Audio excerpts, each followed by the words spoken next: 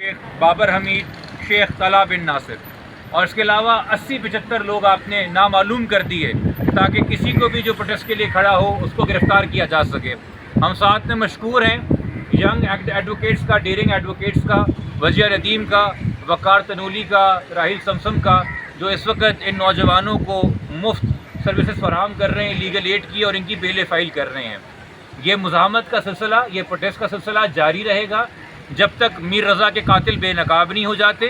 جب تک اس صوبے کی حکومت اور پولیس کے ثابت نہیں کر دیتی کہ آپ کسی بھی نوجوان کو قتل کر کے اور اس کی لاش مسخ کر کے اس کو کہیں بھی ڈمپ کر کے نہیں جا سکتے اور کوئی پوچھنے والا نہیں ہوگا کہ یہ گھنونا اقدام کس نے کیا۔ تو بے شک وہ قاتل، ان کا تعلق کسی سیاسی گروہ یا جماعت سے ہو یا ان کے پاس سیاسی پشپناہی ہو، بے شک ان کا تعلق کسی لا انفورسمنٹ ایجنسی سے ہو یا ان کی پشپناہی ان کے پاس ہو یا وہ کوئی اور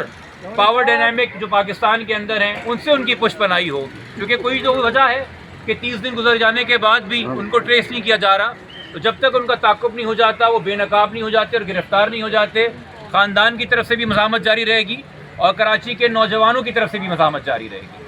اب آپ کے کوئی سوال ہوں تو ہم اس کا جواب دے دیں گے۔ یہ آج جوڈیشل کمیشن میں جو سب سے اچھی بات ہوئی جسٹس معزز عمر سیال صاحب نے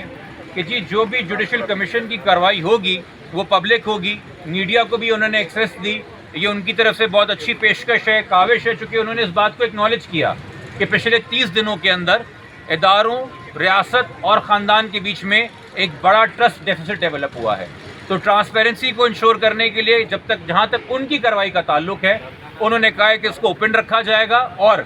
جس چیز کے اوپر ہم نے جوڈیشل کمیشن کی مخالفت کی تھی اسی بات کی تائید